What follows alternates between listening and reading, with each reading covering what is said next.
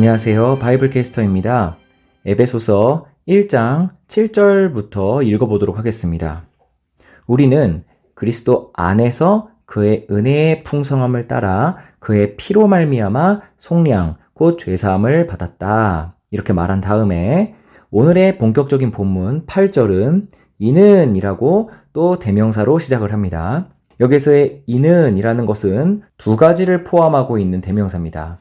먼저는 저 위에 나오는 예수 그리스도로 말미암아 자기의 아들들이 되게 하신 그 복, 이 복이 이는 이라고 대명사로 취해지고 있고요. 두 번째로는 이 하나님의 아들들이 되게 하신 방법, 바로 7절 그리스도 안에서 그의 은혜의 풍성함을 따라 그의 피로 말미암아 속량 곧 죄사함을 받았다라는 그것, 이것을 다 포함하는 대명사 이는 이라고 시작하는 거예요. 그래서 이는 그가 모든 지혜와 모든 총명함을 우리에게 넘치게 하사 그 뜻의 비밀을 우리에게 알려주셨기 때문에 우리가 이렇게 말할 수도 있고 생각할 수도 있고 감사할 수도 있는 것이요. 이런 의미예요. 그리고 그의 기뻐하심을 따라 그리스도 안에서 때가 찬 경륜을 위하여 예정하신 것이니, 이렇게 말하고 있는 겁니다.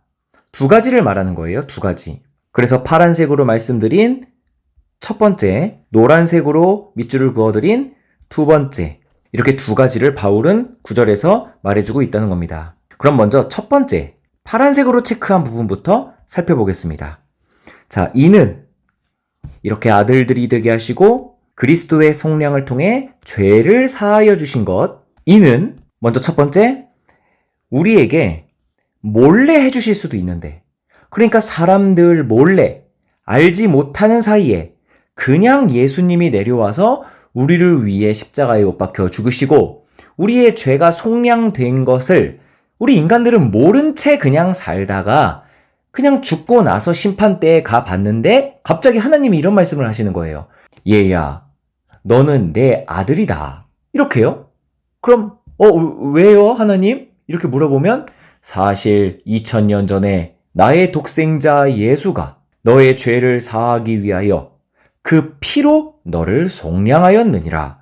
이렇게 심판대 앞에서 알려주실 수도 있다는 거예요. 어차피 구원이라는 것이 내 의지와 상관없는 거라면 그냥 우리들은 세상 사람들과 똑같이 살다가 죽고 나서 심판대 앞에서 얘야, 내가 너를 구원하였다. 너는 선택받은 아들이다.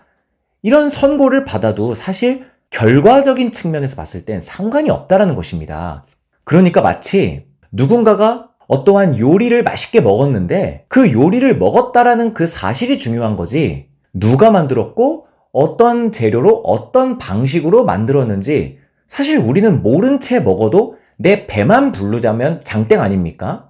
구원도 마치 그렇게 이루어질 수도 있는 거예요. 왜냐하면 어찌됐든 우리의 노력이 아닌 하나님의 일방적 선택의 결과니까요. 그런데 하나님께서는 그렇게 하기를 기뻐하지 않으셨다는 겁니다. 성경은 우리 죄인들에게, 우리 인간들에게 지혜로움과 총명함을 주세요. 그것도 넘치도록 주세요. 그럼 이 지혜와 총명을 아무 이유도 없이 주셨을까요? 아니라는 거죠. 목적이 있습니다. 지혜와 총명을 우리에게 넘치도록 주신 그 목적이요. 그것은 예수님의 핏값으로 우리를 속량했다라는 게 원래는 여기 비밀이거든요. 비밀? 근데 그거를 우리에게 알려주셨다는 거예요. 그런데 그거를 알려주시기만 하면 우리들은 그거를 믿지도 못하고 받아들일 수도 없습니다. 그래서 이 아들들이 되게 하시고 속량을 통한 죄사함이라는 그 복이 원래 비밀인데 우리에게 지혜와 총명을 주심으로 그것을 알려주셨다는 거죠. 그럼 이 비밀을 알 수 있게 해주는 요소, 그 조건, 그게 바로 지혜와 총명함이라고 성경은 말하고 있는데요. 각각의 용어를 한번 정의 내리고 가도록 하겠습니다. 너무 성경에서 많이 나오는 표현들이죠. 먼저 지혜는 원어적으로 다양한 표현들이 있습니다. 대표적인 말은 호크마라는 원어인데 여기에서의 지혜는 소피아라는 원어로 사용되었어요. 우리들은 일상적인 상황에서도 지혜롭다라는 말을 참 많이 사용합니다. 전래동화나 사람의 됨됨이를 평가할 때도 참 지혜롭다라는 말이 참 많이 언급돼요. 그래서 단순하게 보자면 지혜는 어떠한 이치를 빨리 깨닫는 능력, 최선의 방법으로 처리하는 능력, 이런 것들을 우리들은 지혜롭다라고 표현을 해요. 그런데 성경은 이 지혜로움이라는 호크마나 소피아 같은 단어를 그렇게 사용하고 있지는 않습니다. 그래서 정의를 내리자면 성경에서 나오는 지혜로움은 구원의 비밀을 깨닫는 능력, 그것을 지혜롭다라고 표현을 해요. 다시 말씀드리겠습니다. 구원이 무엇입니까? 바로 에베소서 7절에 나오는 하나님의 아들 그 예수 그리스도의 피로 말미암아 우리가 속량을 받아서 곧 죄사함을 받아서 우리가 하나님의 아들들이 되어서 우리가 이제는 영생할 수 있다. 그렇게 구원이라는 걸 요약할 수가 있거든요. 이 구원은 비밀입니다. 비밀. 근데 이 비밀을 알 수 있게, 즉 이해하고 깨닫고 내 삶에 적용할 수 있게 그 시야를 갖게 되는 것. 그것을 성경은 지혜롭다. 이렇게 표현한다는 거죠. 하나님 저에게 지혜를 허락하여 주시옵소서 라는 그 기도는요. 내가 구원의 그 비밀을 더 많이 깨닫고 더 내 삶에 적용할 수 있도록 그거를 볼 수 있는 시야를 나에게 허락해 주십시오 라는 기도가 되는 것이죠. 그럼 두 번째, 이제 총명함에 대해서 살펴보겠습니다. 총명함은 프로네시스, 이런 원어를 갖고 있는데요. 이것도 원어적인 측면에서는 통찰력이라는 의미, 슬기롭다라는 의미예요. 하지만 성경에서 총명함을 일컬을 때에는 이 세상을 바라보는 성경적 관점, 그것을 갖고 있을 때 총명하다라고 표현을 합니다. 이 세상에 있는 모든 질서나 모든 자연들은 우리가 하나님의 나라, 천국에 갔을 때에는 모두 없어질 어떠한 예표들입니다. 이 세상에 있는 수많은 자연현상들은 하나님, 그리고 하나님의 성품, 또 하나님과 우리와의 관계, 이 모든 것들을 설명하기 위한 자연 계시들이거든요. 이 자연 계시들을 보면서 하나님을 느끼는 사람이 있고 아니면 그냥 예쁘다, 별로다, 와 신기하다, 감각으로 느끼는 것으로만 그치고 그냥 보아도 보지 못하는 사람들도 많이 있다는 겁니다. 이런 사람들의 차이가 바로 총명함의 유무예요. 총명함은 사람의 인생을 하나님 없이는 허무한 것이다라고 느끼는 그 관점, 그 깨달음, 어떠한 사물들을 볼 때에 그 너머 하나님이란 본질을 느낄 수 있는 그 통찰력, 그걸 성경은 총명하다라고 표현하는 것이죠. 그래서 성경에서는요, 지혜와 총명이 언제나 함께 다닙니다. 지혜를 얘기할 땐 총명함이 나오고요. 총명함을 얘기할 땐 지혜로움이 나와요. 자, 이제 용어 정리를 했다면 이러한 지혜와 총명을 우리에게 넘치게 하신 이유가 뭐라고요? 바로 그 뜻의 비밀, 그 비밀을 우리에게 감추실 수도 있었지만 우리에게 알리신 것이요 라는 거죠.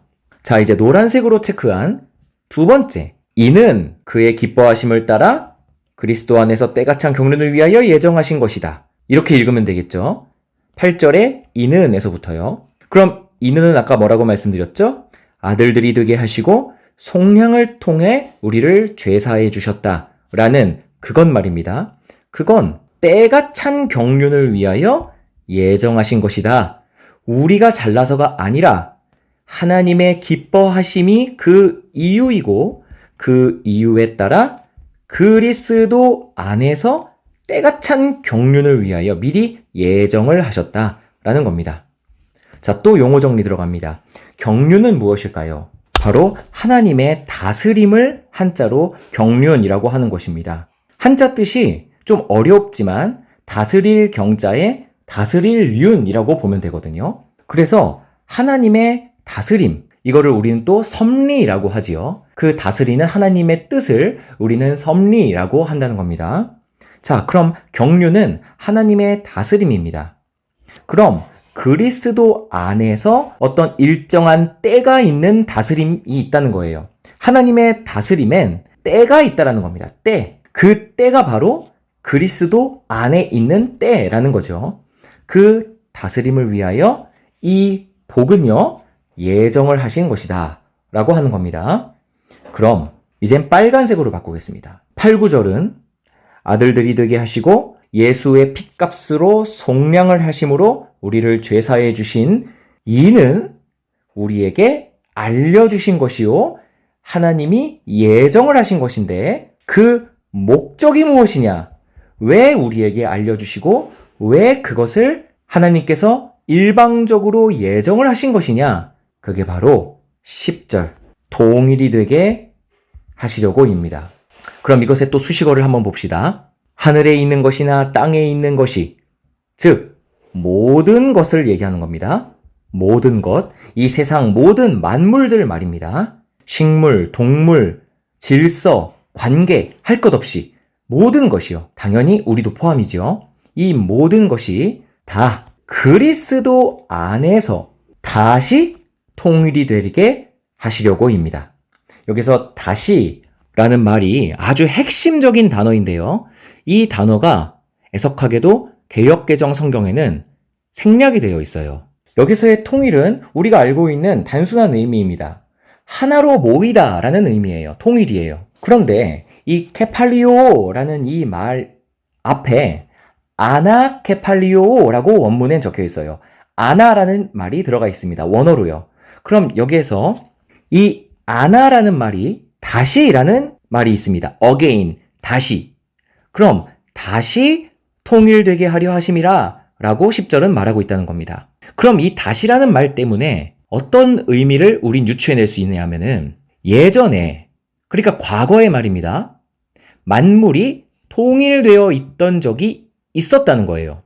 그때가 언제일까요? 바로 아담이 살고 있었던 에덴 동산이죠. 죄가 들어오기 전에 에덴 동산은 하나님 안에서 만물이 통일되어 있었던 하나님의 동산이었습니다. 그런데 그 동산에 죄가 들어오고 이제는 그 통일이 깨져버리게 되었어요. 그리고 통일이 되지 못한 그 흩어지는 것, 통일이 깨지게 된 것에 가장 상징적인 것이 무엇입니까? 바벨탑 사건 아니겠습니까?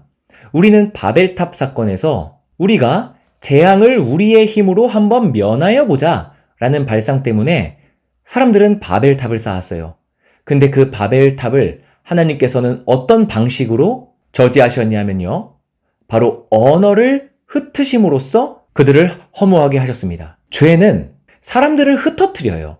각자가 다 자기가 왕이 되어서 살고 있는데 어떻게 하나로 통일이 될 수 있습니까? 모든 언어를 흩으셔서 마치 모래알갱이처럼 뭉치지 못하는 인간들, 흩어진 인간들. 이것이 바로 죄가 들어온 인간의 나라의 현재 모습 아닙니까? 하지만 그 언어를 흩어뜨리신 그 바벨탑의 사건이 다시 회복이 되는 때가 언제냐 하면 바로 예수 그리스도가 하늘로 승천하시고 그 다음 오순절 명절에 성령이 내려오셔서 그들의 언어를 방언으로 하나로 뭉쳐주십니다. 다시 언어가 통일이 되게 되는 거예요. 뭐 때문에요? 바로 예수의 영, 성령으로 인해서 말입니다. 이 사건이 에베소서 1장 10절의 가시적인 샘플입니다. 눈에 보여지는 모습이에요. 죄로 인하여 흩어졌던 인간이 성령으로 인하여 하나의 언어를 구사하게 되는 사건.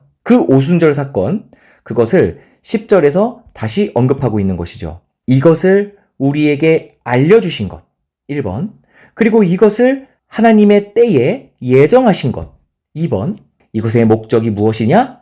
바로 다시 통일되게 하려 하십니다. 자, 그런데 여러분, 이렇게 다시 통일돼 봤자 과거 아담이 살았던 에덴 동산처럼 우리에게 또 죄가 들어와서 또 흩어지게 되면 어떻게 되죠? 우리의 힘으로 흩어짐을 면하자 라고 말했었던 사람을 하나님께서는 비웃으시지 않았습니까? 그래서 바울은 이 통일은 과거와는 다르다라고 말하고 있어요. 그게 제가 형광펜 빨간색으로 칠한 그리스도 안에서 일어난 통일이 되는 겁니다. 이건 마치 노아의 방주를 생각나게 합니다. 노아의 방주, 그 저주의 바다에서 둥둥 떠다녔던 그 상자 안에는 만물이 있었어요. 모든 짐승들이 한 쌍씩 거기에 있었고 그리고 하나님이 의롭다 여긴 자 노아가 있었어요.